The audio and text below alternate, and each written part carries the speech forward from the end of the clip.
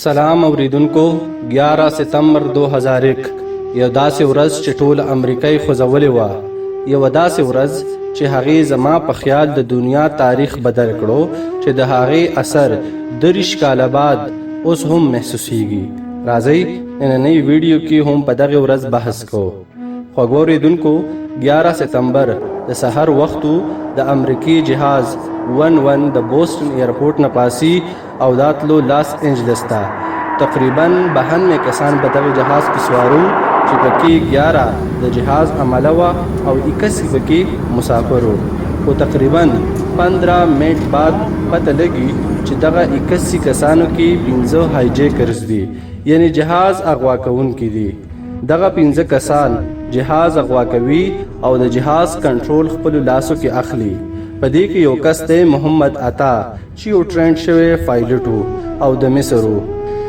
محمد عطا د پایلټ نه سیټ اخلي او جهاز ډایرکټ ورلد ټریډ سنټر چې هغه وخت کې د امریکای د ټولو نه غټ عمارتو هغې طرف ته تاوخي. جهاز زی او د ورلد ټریډ سنټر د عمارت سره جنګیږي. دغه وخت د سحر او کم 9 بجې دي. خلق ویل چې دا شاید یو حادثه وي، خو دغه واقعې نه 19 منټه بعد د امریکای یو بل جهاز 175 هم 15 کسانو هایجیک یعنی اغوا کړو او یو ځل بیا د جهاز کنټرول خپل لاسو کې اخلي او د جهاز سمت ورلد ټریډ سنټر عمارت طرف ته تاوخي او د هغې بل عمارت سره یې جنګوي. خوږو اوریدونکو صرف 9 منټه بعد دغه خبر د امریکای صدر او د دنیا ټولو نیوز چینل ته رسیږي. خو یو څو منټه بعد بل خبر راځي چې 2 نور جهازونه هم اغوا شوي دي. د دواړو جهازونو کنټرول اغواکارو خپل لاسو کې اخسته دي او د جهاز مخې واشنگټن ډي سي طرف ته ګرځولې دي چې دا د امریکای سرخار دی. دغه ته د امریکای د فوز یو عمارت هم دی چې پینټاګون ورته ویل شي. هغه یو جهاز راځي او دغه عمارت سره ټکراوهیږي او یو غټه دماکه کیږي. دینه بعد امریکا خپلی هوایی لارې بندوي او څومره جهازونه چې په هوا کې وو هغې ته حکم کیږي چې هغه ټول ښکته راشي. خو هغه څلورم جهاز لا اوس هم په هوا کې وو کوم چې اغوا شوی وو او خلکو سره یره وه چې دا به کوم ځای سره جنګیږي. د دوی دا خیال و چې دا جهاز به د امریکای پارلیمنت یا د وایټ هاوس سره جنګوي. خوږو اوریدونکو په دغه جهاز کې ناز خلکو ته پته لګي چې امریکا کې څه روان دي او زموږ د جهاز سره اوس څه کیږي. دغه جهاز کې ځینې کسان همت کوي او پاسي او د اغواکارو سره انخلي.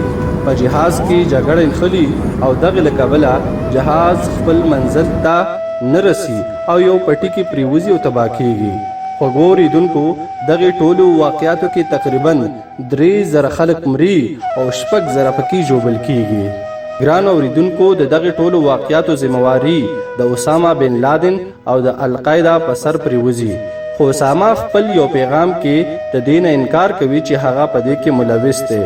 خو بیا 3 کاله پس یعنی 2004 کې یو ویډیو پیغام کې هغه اقرار کوي چې هغه او القاعده په دغه حملو کې ملوث دي او وجه دا وښودله چې په ټوله نړۍ کې په مسلمانانو ظلمونه کیږي او په هغې کې د امریکای لاس دی. خوږو اوریدونکو دغه واقعاتو نه بعد د یو عام انسان په ژوند کې ډیر بدلون راغی. لکه یو بدلون د ایرپورټ یعنی هوایي ډګر په سفر کې هم راغلی.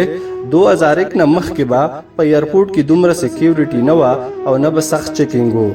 خو د 9/11 یعنی دغه واقعاتو نه بعد سکیورټي هم سخته شوه او د ټول جسم تر حده چیکینګ هم شروع شو. دین علاوه پایلټانو ته وسلې چلولو ټریننګ هم ورکړی شو. ګران اوریدونکو اسامه خدا خبره کړې وه چې امریکا په مسلمانانو ظلم کوي ځکه موږ دا حمله وکړه. خو دغه واقعاتو نه بعد امریکای په افغانستان او په عراق حمله وکړه او په لکونو مسلمانان پکې مړه کړل. دین علاوه په امریکا او یورپ کې په مسلمانانو هم حملې سیوا شوې او د مسلمانانو ژوند ډیر تنګ شو.